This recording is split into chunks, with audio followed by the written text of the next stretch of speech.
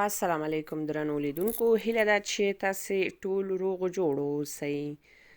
د حضرت محمد صلی الله علیه وسلم خویونه په لاره باندې به یې په ارامۍ او عزت تګ کوو. له هر چا سره چې به کېناستلو تر څو چې به هغه نه و درېدلی، هغه مبارک به نه ودرېدو. په مجلس کې ځان ته ځانګړي ځای نه کوو او منع یې ځینې کوله. د نیکو اخلاقو خاوند و. تل به یې پر شونډو مسکا خوره وه. د تګ په وخت کې قدمونه نه کشول. له هر چا سره به یې داسې ژوند کوو چې هغوی به فکر کوو چې دی زما نږدې کس دی. هر څوک چې به یې لیده سلام به یې ور اچوو.